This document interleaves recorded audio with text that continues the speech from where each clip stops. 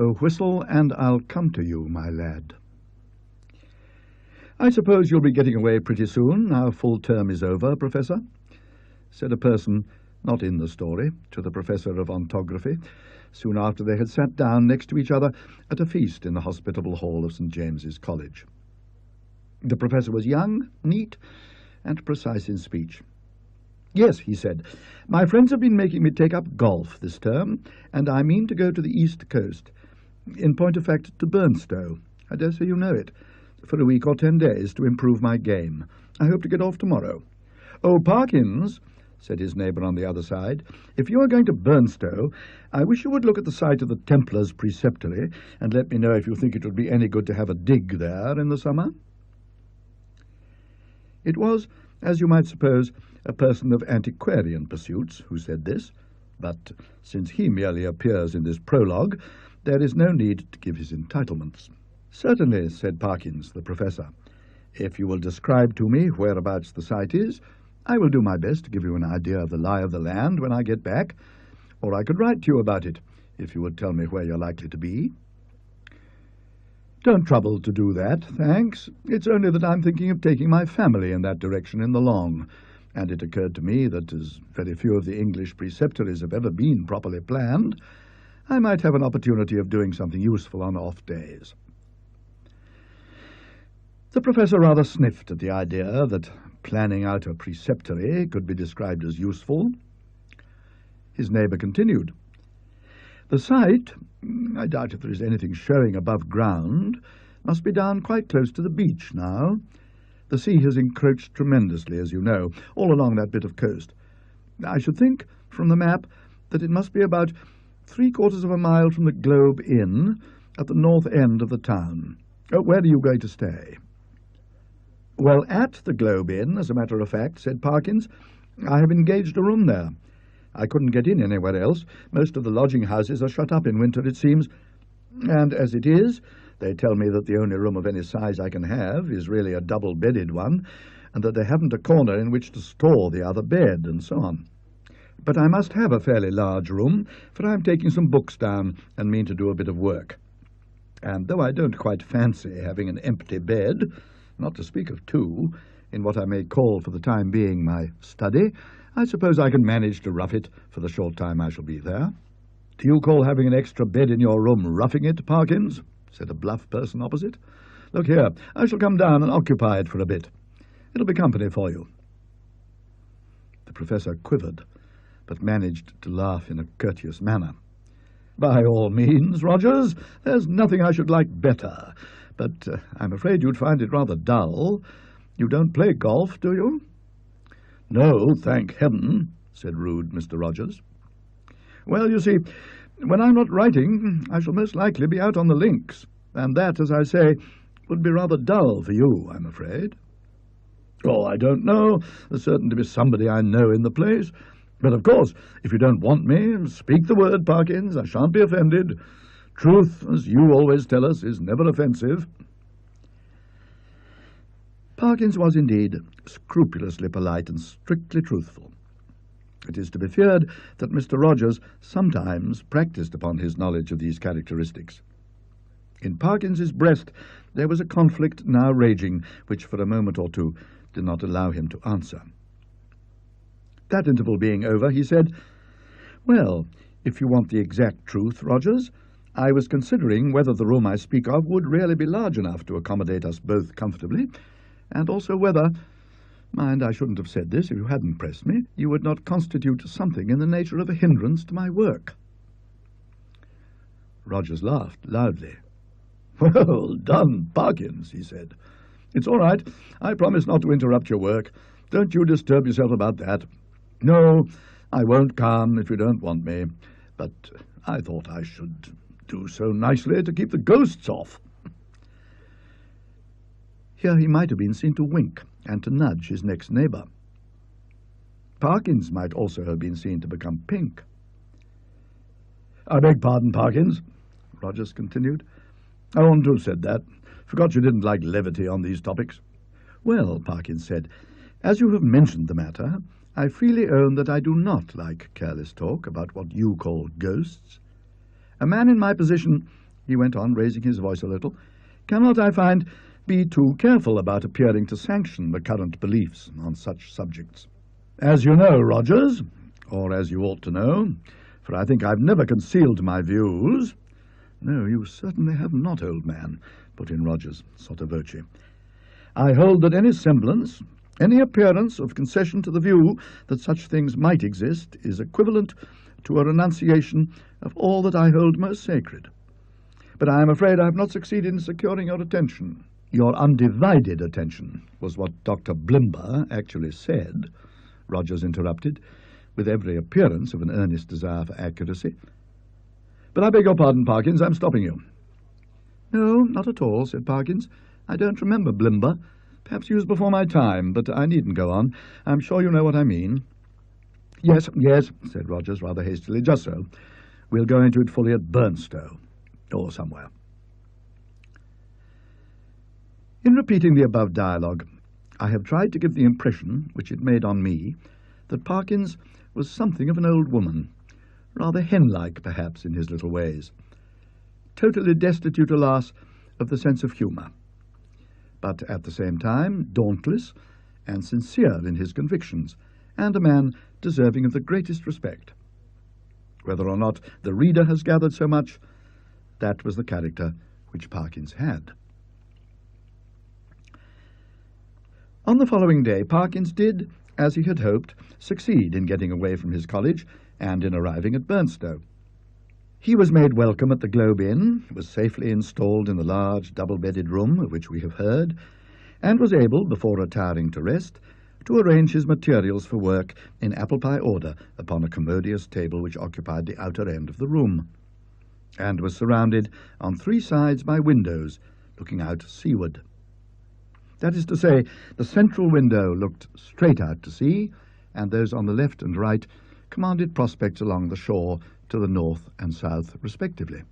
On the south you saw the village of Burnstow. On the north no houses were to be seen, but only the beach and the low cliff backing it. Immediately in front was a strip, not considerable, of rough grass, dotted with old anchors, capstans, and so forth. Then a broad path, then the beach. Whatever may have been the original distance between the Globe Inn and the sea, not more than 60 yards now separated them. The rest of the population of the inn was, of course, a golfing one, and included few elements that call for a special description. The most conspicuous figure was perhaps that of an ancien militaire, secretary of a London club, and possessed of a voice of incredible strength, and of views of a pronouncedly Protestant type. These were apt to find utterance after his attendance upon the ministrations of the vicar, an estimable man with inclinations towards a picturesque ritual, which he gallantly kept down as far as he could, out of deference to East Anglian tradition. Professor Parkins, one of whose principal characteristics was pluck, spent the greater part of the day following his arrival at Burnstow in what he had called improving his game, in company with this Colonel Wilson.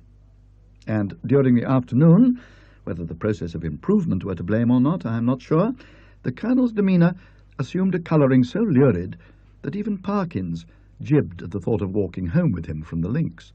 He determined, after a short and furtive look at that bristling moustache and those incarnadined features, that it would be wiser to allow the influences of tea and tobacco to do what they could with the Colonel before the dinner hour should render a meeting inevitable.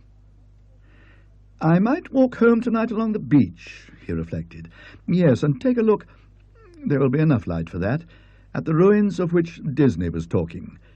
I don't exactly know where they are, by the way, but I expect I can hardly help stumbling on them."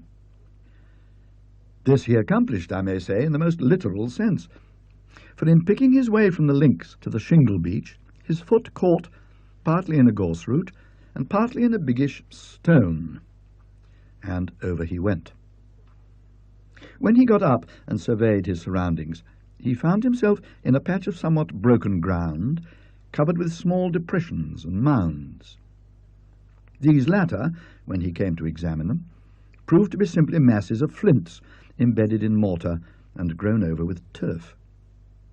He must, he quite rightly concluded, be on the site of the preceptory he had promised to look at. It seemed not unlikely to reward the spade of the explorer. Enough of the foundations was probably left, at no great depth, to throw a good deal of light on the general plan. He remembered vaguely that the Templars, to whom this site had belonged, were in the habit of building round churches, and he thought a particular series of the humps or mounds near him did appear to be arranged in something of a circular form. Few people can resist the temptation to try a little amateur research in a department quite outside their own, if only for the satisfaction of showing how successful they would have been had they only taken it up seriously. Our professor, however, if he felt something of this mean desire, was also truly anxious to oblige Mr. Disney. So he paced with care the circular area he had noticed, and wrote down its rough dimensions in his pocket-book. Then he proceeded to examine an oblong eminence which lay east of the centre of the circle, and seemed to his thinking likely to be the base of a platform or altar. At one end of it, the northern, a patch of the turf was gone, removed by some boy or other creature ferae naturae. It might, he thought, be as well to probe the soil here for evidences of masonry, and he took out his knife and began scraping away the earth. And now followed another little discovery. A portion of soil fell inward as he scraped, and disclosed a small cavity. He lighted one match after another to help him to see of what nature the hole was, but the wind was too strong for them all. By tapping and scratching the sides with his knife, however, he was able to make out that it must be an artificial hole in masonry. It was rectangular, and the sides, top and bottom, if not actually plastered, were smooth and regular. Of course it was empty. No. As he withdrew the knife, he heard a metallic clink, and when he introduced his hand, it met with a cylindrical object lying on the floor of the hole. Naturally enough, he picked it up, and when he brought it into the light, now fast fading, he could see that it, too, was of man's making. A metal tube about 4 inches long, and evidently of some considerable age. By the time Parkins had made sure that there was nothing else in this odd receptacle, it was too late and too dark for him to think of undertaking any further search. What he had done had proved so unexpectedly interesting that he determined to sacrifice a little more of the daylight on the morrow to archaeology. The object, which he now had safe in his pocket, was bound to be of some slight value, at least, he felt sure. Bleak and solemn was the view on which he took a last look before starting homeward. A faint yellow light in the west showed the links, on which a few figures moving towards the clubhouse were still visible. The squat Martello Tower, the lights of Olsey village, the pale ribbon of sands intersected at intervals by black wooden groins, the dim and murmuring sea. The wind was bitter from the north, but was at his back when he set out for the globe. He quickly rattled and clashed through the shingle and gained the sand, upon which, but for the groins, which had to be got over every few yards, the going was both good and quiet.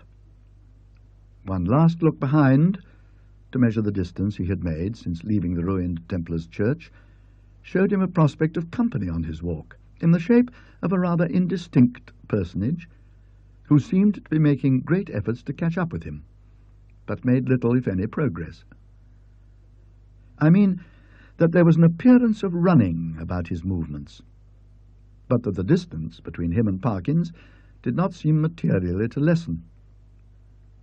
So, at least, Parkins thought, and decided that he almost certainly did not know him, and that it would be absurd to wait until he came up.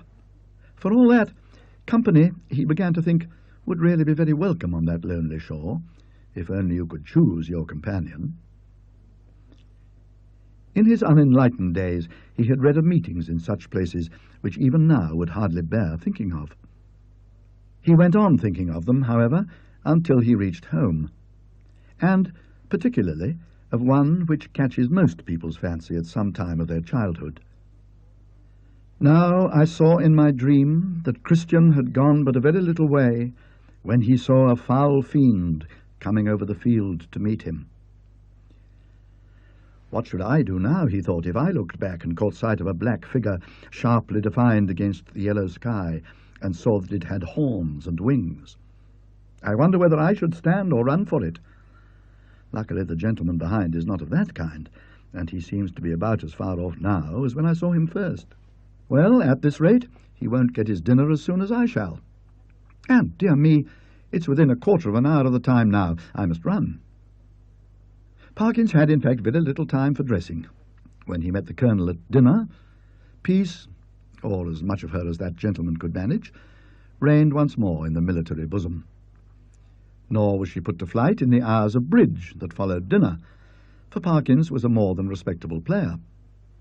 When, therefore, he retired towards 12 o'clock, he felt that he had spent his evening in quite a satisfactory way, and that, even for so long as a fortnight or 3 weeks, life at the Globe would be supportable under similar conditions. Especially, thought he, if I go on improving my game. As he went along the passages, he met the boots of the Globe, who stopped and said, "Beg your pardon, sir, but as I was a-brushing your coat just now, there was something fell out of the pocket. I put it in your chest of drawers, sir, in your room, sir, a piece of a pipe or something of that, sir. Thank you, sir. You'll find it on your chest of drawers, sir. Yes, sir. Good night, sir." The speech served to remind Parkins of his little discovery of that afternoon. It was with considerable curiosity that he turned it over by the light of his candles. It was of bronze, he now saw, and was shaped very much after the manner of the modern dog whistle. In fact, it was. Yes, certainly it was, actually no more nor less than a whistle. He put it to his lips, but it was quite full of a fine, caked-up sand or earth, which would not yield to knocking, but must be loosened with a knife. Tidy as ever in his habits, Parkins cleared out the earth onto a piece of paper and took the latter to the window to empty it out. The night was clear and bright, as he saw when he had opened the casement, and he stopped for an instant to look at the sea and note a belated wanderer stationed on the shore in front of the inn. Then he shut the window, a little surprised at the late hours people kept at Burnstow, and took his whistle to the light again. Why, surely there were marks on it, and not merely marks, but letters.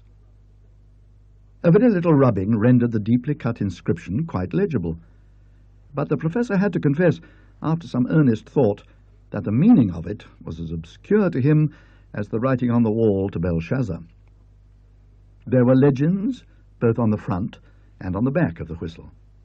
The one read thus: F-L-A-B-I-S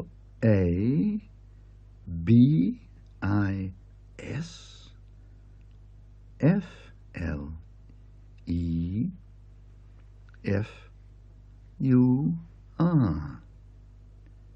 The other, Quis est iste qui venit.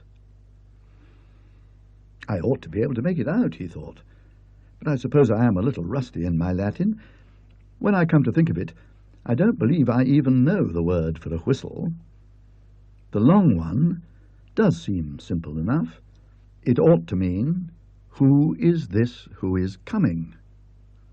Well, the best way to find out is evidently to whistle for him. He blew tentatively, and stopped suddenly, startled and yet pleased at the note he had elicited. It had a quality of infinite distance in it, and soft as it was, he somehow felt it must be audible for miles round. It was a sound, too, that seemed to have the power, which many scents possess, of forming pictures in the brain. He saw quite clearly for a moment a vision of a wide, dark expanse at night, with a fresh wind blowing, and in the midst a lonely figure, How employed, he could not tell. Perhaps he would have seen more, had not the picture been broken by the sudden surge of a gust of wind against his casement. So sudden that it made him look up, just in time to see the white glint of a seabird's wing somewhere outside the dark panes. The sound of the whistle had so fascinated him that he could not help trying it once more, this time more boldly. The note was little, if at all, louder than before, and repetition broke the illusion. No picture followed, as he had half hoped it might. But what is this? Goodness, what force the wind can get up in a few minutes! What a tremendous gust! There! I knew that window fastening was no use. Ah, I thought so. Both candles out. It's enough to tear the room to pieces. The first thing was to get the window shut. While you might count 20, Parkins was struggling with the small casement, and felt almost as if he were pushing back a sturdy burglar, so strong was the pressure. It slackened all at once, and the window banged to and latched itself. Now to relight the candles and see what damage, if any, had been done. No, nothing seemed amiss. No glass even was broken in the casement. But the noise had evidently roused at least one member of the household. The Colonel was to be heard stumping in his stockinged feet on the floor above and growling. Quickly as it had risen, the wind did not fall at once. On it went, moaning and rushing past the house, at times rising to a cry so desolate that, as Parkins disinterestedly said, it might have made fanciful people feel quite uncomfortable. Even the unimaginative, he thought, after a quarter of an hour, might be happier without it.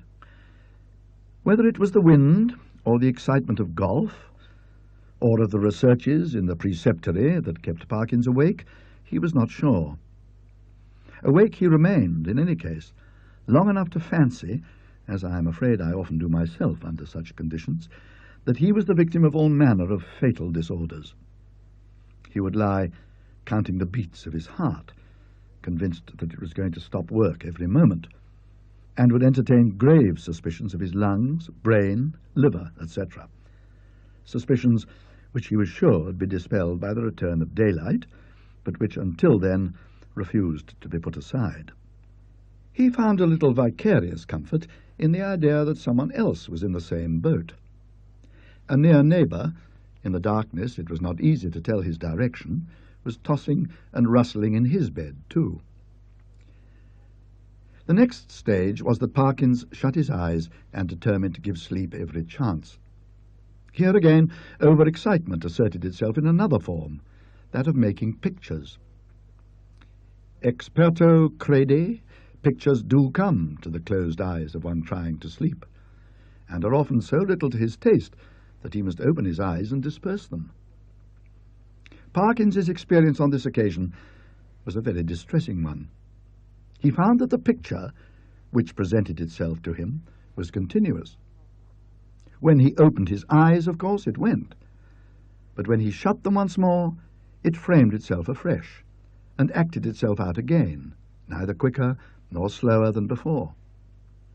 What he saw was this: a long stretch of shore, shingle edged by sand, and intersected at short intervals with black groins running down to the water. A scene, in fact, so like that of his afternoon's walk that in the absence of any landmark it could not be distinguished therefrom. The light was obscure, conveying an impression of gathering storm, late winter evening, and slight cold rain. On this bleak stage, at first no actor was visible. Then, in the distance, a bobbing, black object appeared. A moment more, and it was a man running, jumping, clambering over the groins, and every few seconds looking eagerly back. The nearer he came, the more obvious it was that he was not only anxious, but even terribly frightened, though his face was not to be distinguished. He was, moreover, almost at the end of his strength. On he came. Each successive obstacle seemed to cause him more difficulty than the last. Will he get over this next one? Thought Parkins. Seems a little higher than the others.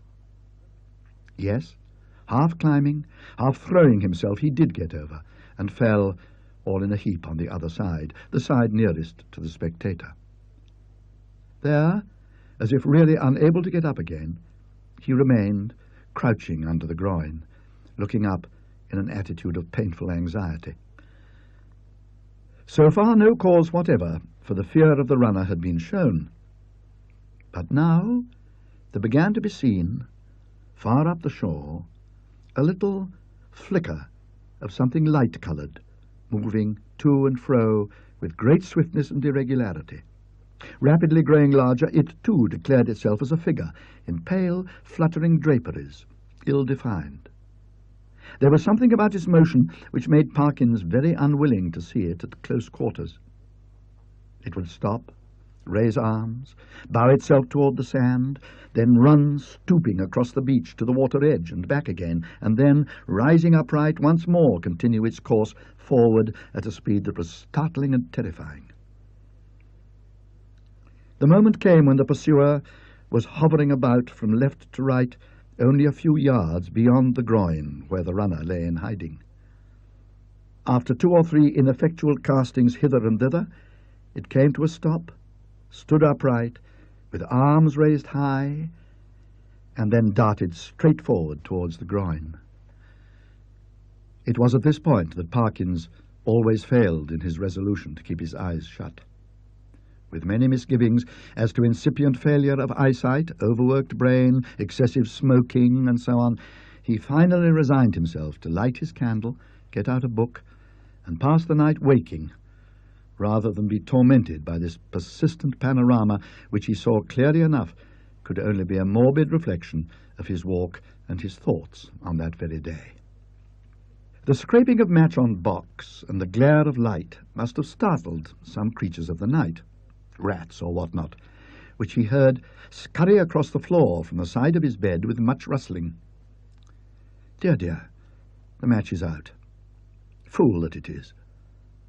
But the second one burnt better, and a candle and book were duly procured, over which Parkins pored till sleep of a wholesome kind came upon him, and that in no long space. For about the first time in his orderly and prudent life, he forgot to blow out the candle. And when he was called next morning at 8, there was still a flicker in the socket, and a sad mess of guttered grease on the top of the little table. After breakfast he was in his room, putting the finishing touches to his golfing costume. Fortune had again allotted the Colonel to him for a partner, when one of the maids came in. "Oh, if you please," she said. "Would you like any extra blankets on your bed, sir?" "Ah, thank you," said Parkins. "Yes, I think I should like one. Seems likely to turn rather colder." In a very short time the maid was back with the blanket. "Which bed shall I put it on, sir?" she asked. "What? Why, that one, the one I slept in last night," he said, pointing to it. "Oh, yes, I beg your pardon, sir, but you seem to have tried both of 'em. Leastways, we had to make 'em both up this morning." "Really? How very absurd," said Parkins.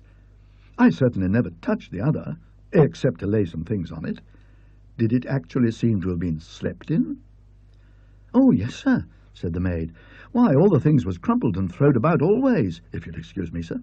Quite as if anyone hadn't passed but a very poor night, sir." "Dear me," said Parkins. "Well, I may have disordered it more than I thought when I unpacked my things. I'm very sorry to have given you the extra trouble, I'm sure. I expect a friend of mine soon, by the way, a gentleman from Cambridge, to come and occupy it for a night or two. That'll be all right, I suppose, won't it?" "Oh, yes, to be sure, sir. Thank you, sir. It's no trouble, I'm sure," said the maid, and departed to giggle with her colleagues. Parkins set forth with a stern determination to improve his game. I am glad to be able to report that he succeeded so far in this enterprise that the Colonel, who had been rather repining at the prospect of a second day's play in his company, became quite chatty as the morning advanced, and his voice boomed out over the flats, as certain also of our own minor poets have said, like some great burden in a minster tower. "Extraordinary wind that we had last night," he said. "In my old home we should have said someone had been whistling for it." "Should you indeed?" said Parkins. "Is there a superstition of that kind still current in your part of the country?" "I don't know about superstition," said the Colonel. "They believe in it all over Denmark and Norway, as well as on the Yorkshire coast. And my experience is, mind you, that there's generally something at the bottom of what these country folk hold to, and have held to for generations, but it's your drive." Or whatever it might have been. The golfing reader will have to imagine appropriate digressions at the proper intervals. When conversation was resumed, Parkins said with a slight hesitancy, "Apropos of what you were saying just now, Colonel, I think I ought to tell you that my own views on such subjects are very strong. I am, in fact, a convinced disbeliever in what is called the supernatural." "What?" said the Colonel. "Do you mean to tell me you don't believe in second sight, or ghosts, or anything of that kind?" "In nothing whatever of that kind," returned Parkins firmly. "Well," said the Colonel, "but it appears to me at that rate, sir, that you must be a little better than a Sadducee." Parkins was on the point of answering that, in his opinion, the Sadducees were the most sensible persons he had ever read of in the Old Testament, but feeling some doubt as to whether much mention of them was to be found in that work, he preferred to laugh the accusation off. "Perhaps I am," he said, "but here, give him my clique, boy. Excuse me one moment, Colonel." A short interval. "Now, as to whistling for the wind, let me give you my theory about it. The laws which govern winds are really not at all perfectly known. To fisher folk and such, of course, not known at all.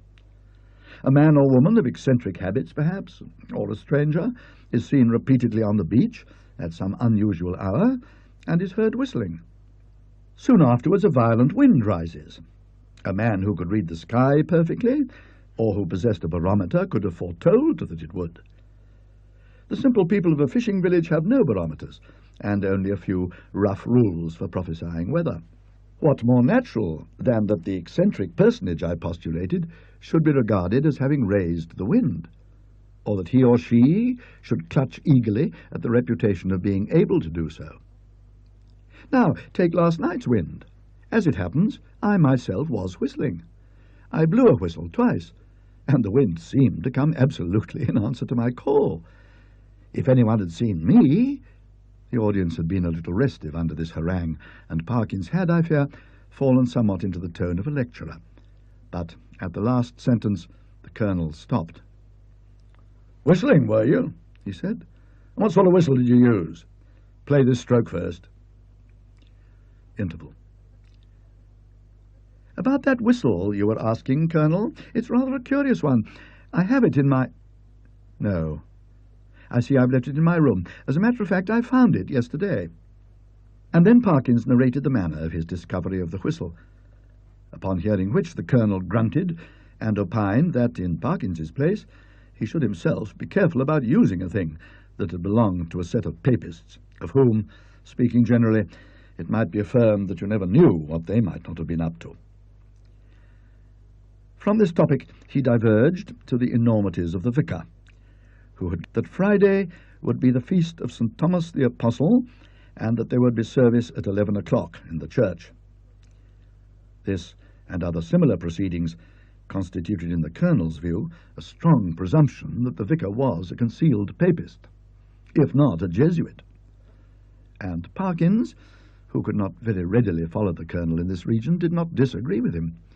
In fact, they got on so well together in the morning that there was no talk on either side of their separating after lunch. Both continued to play well during the afternoon, or at least well enough to make them forget everything else until the light began to fail them. Not until then did Parkins remember that he had meant to do some more investigating at the preceptory. But it was of no great importance, he reflected. One day was as good as another. He might as well go home with the Colonel. As they turned the corner of the house, the Colonel was almost knocked down by a boy who rushed into him at the very top of his speed and then, instead of running away, remained hanging on to him and panting.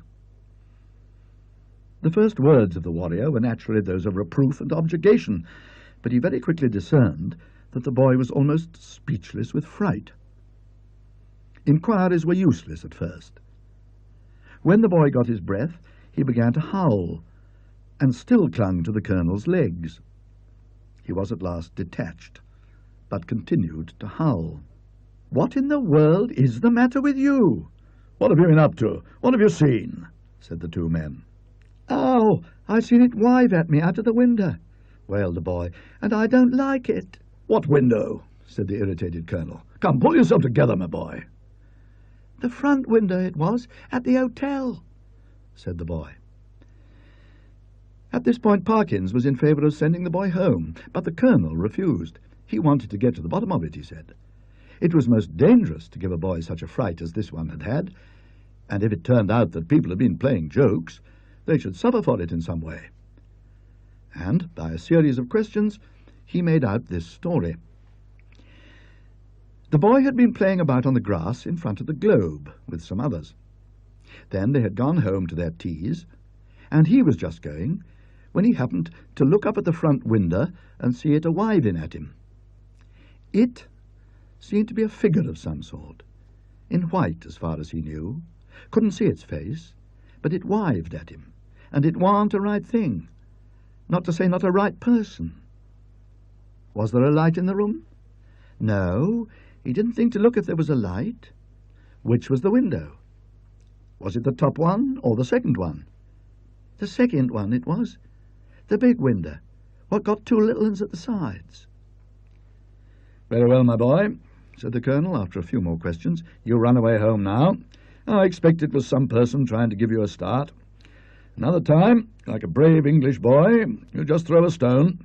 Well, no, not that exactly, but you go and speak to the waiter, or to Mr. Simpson, the landlord, and yes, and say that I advised you to do so." The boy's face expressed some of the doubt he felt as to the likelihood of Mr. Simpson's lending a favourable ear to his complaint. But the Colonel did not appear to perceive this, and went on, "And here's a sixpence. No, I see it's a shilling, and you'll be off home. Don't think any more about it." The youth hurried off with agitated thanks, and the Colonel and Parkins went round to the front of the Globe and reconnoitred. There was only one window, answering to the description they had been hearing. "Well, that's curious," said Parkins. "It's evidently my window the lad was talking about. Will you come up for a moment, Colonel Wilson? We ought to be able to see if anyone's been taking liberties in my room." They were soon in the passage, and Parkins made as if to open the door. Then he stopped and felt in his pockets. "This is more serious than I thought," was his next remark. "I remember now that before I started this morning I locked the door. It is locked now, and what is more, here is the key," and he held it up. "Now," he went on, "if the servants are in the habit of going into one's room during the day when one is away, I can only say that, well, that I don't approve of it at all." Conscious of a somewhat weak climax, he busied himself in opening the door, which was indeed locked, and in lighting candles. "No," he said, "nothing seems disturbed." "Except your bed," put in the Colonel. "Excuse me, that isn't my bed," said Parkins. "I don't use that one. But it does look as if someone had been playing tricks with it." It certainly did. The clothes were bundled up and twisted together in a most tortuous confusion. Parkins pondered. "That must be it," he said at last. "I disordered the clothes last night in unpacking, and they haven't made it since. Perhaps they came in to make it, and that boy saw them through the window, and then they were called away and locked the door after them. Yes, I think that must be it." "Well, ring and ask," said the Colonel, and this appeal to Parkins was practical. The maid appeared, and, to make a long story short, deposed that she had made the bed in the morning when the gentleman was in the room, and hadn't been there since. No, she hadn't no other key. Mr. Simpson, he kept the keys. He'd be able to tell the gentleman if anyone had been up. This was a puzzle. Investigation showed that nothing of value had been taken, and Parkins remembered the disposition of the small objects on tables and so forth well enough to be pretty sure that no pranks had been played with them. Mr. and Mrs. Simpson, furthermore, agreed that neither of them had given the duplicate key of the room to any person whatever during the day. Nor could Parkins, fair-minded man as he was, detect anything in the demeanour of master, mistress, or maid that indicated guilt. He was much more inclined to think that the boy had been imposing on the colonel. The latter was unwontedly silent and pensive at dinner, and throughout the evening. When he bade good night to Parkins, he murmured, in a gruff undertone, "You know where I am, if you want me during the night." "Why, yes, thank you, Colonel Wilson. I think I do. But there isn't much prospect of my disturbing you, I hope. By the way," he added, "did I show you that old whistle I spoke of? I think not. Well, here it is." The colonel turned it over, gingerly, in the light of the candle. "Can you make anything of the inscription?" asked Parkins, as he took it back. "No, not in this light. What do you mean to do with it?" "Oh, well, when I get back to Cambridge, I shall submit it to some of the archaeologists there and see what they think of it. And very likely, if they consider it worth having, I may present it to one of the museums." Said the colonel. "Well, you may be right. All I know is that if it were mine, I should chuck it straight into the sea. It's no use talking, I'm well aware, but I expect that with you it's a case of live and learn. I hope so, I'm sure, and I wish you a good night." He turned away, leaving Parkins in act to speak at the bottom of the stair, and soon each was in his own bedroom. By some unfortunate accident, there were neither blinds nor curtains on the windows of the professor's room. The previous night he had thought little of this, but tonight there seemed every prospect of a bright moon rising to shine directly on his bed, and probably wake him later on. When he noticed this, he was a good deal annoyed, but with an ingenuity which I can only envy, he succeeded in rigging up, with the help of a railway rug, some safety pins and a stick and umbrella, a screen, which, if it only held together, would completely keep the moonlight off his bed. And shortly afterwards he was comfortably in that bed.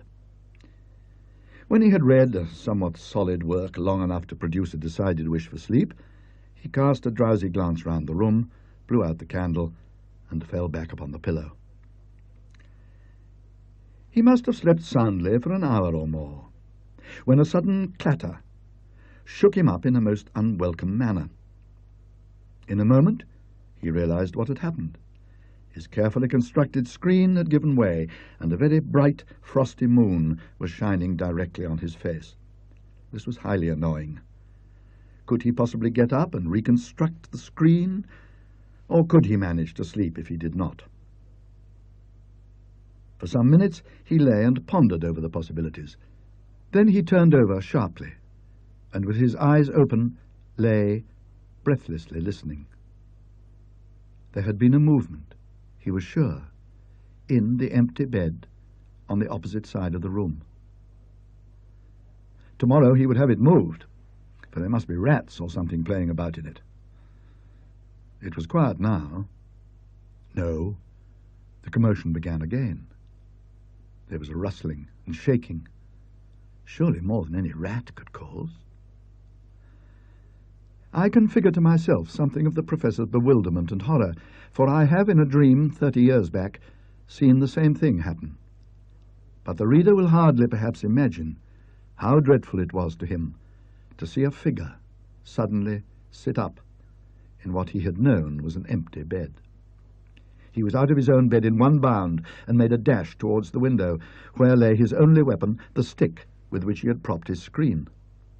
This was, as it turned out, the worst thing he could have done, because the personage in the empty bed, with a sudden, smooth motion, slipped from the bed and took up a position with outspread arms between the two beds and in front of the door.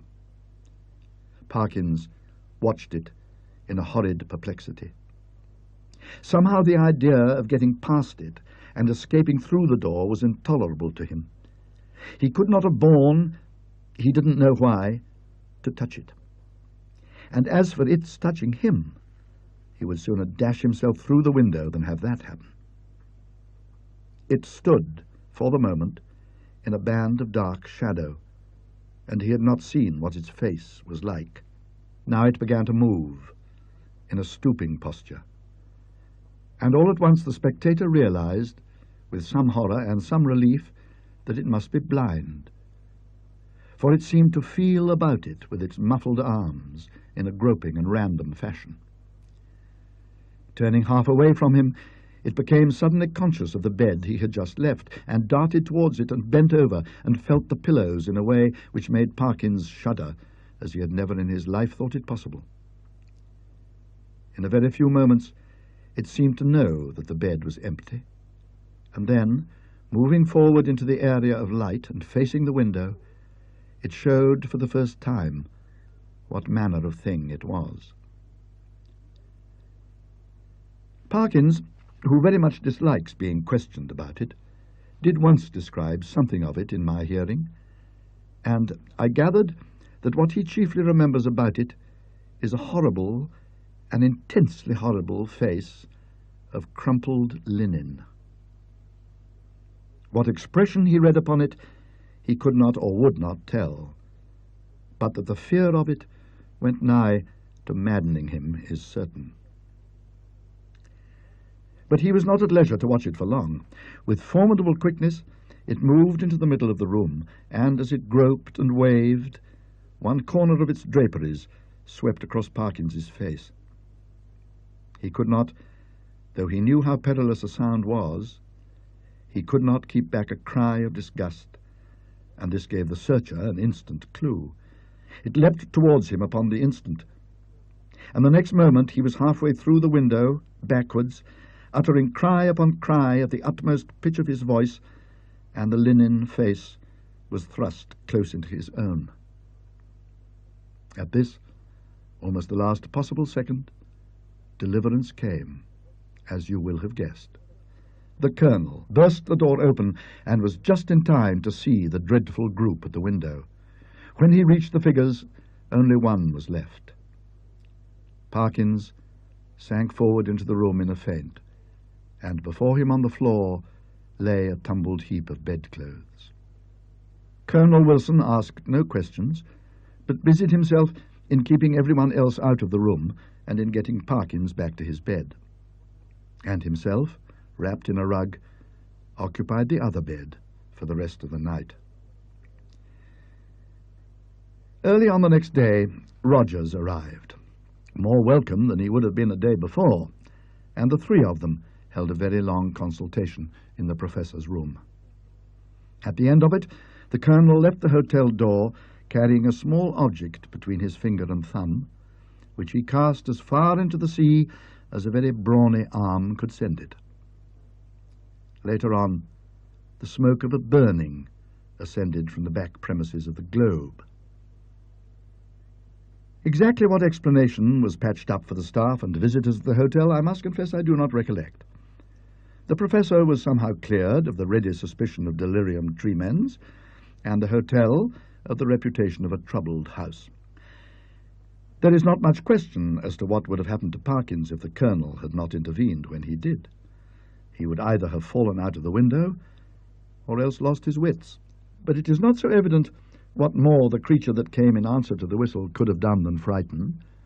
There seemed to be absolutely nothing material about it, save the bedclothes, of which it had made itself a body.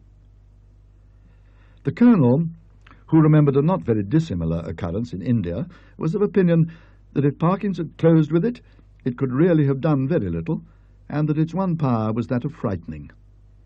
The whole thing, he said, served to confirm his opinion of the Church of Rome. There is really nothing more to tell, but, as you may imagine, the professor's views on certain points are less clear-cut than they used to be.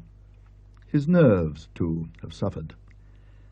He cannot even now see a surplice hanging on a door quite unmoved, and the spectacle of a scarecrow in a field, late on a winter afternoon, has cost him more than one sleepless night.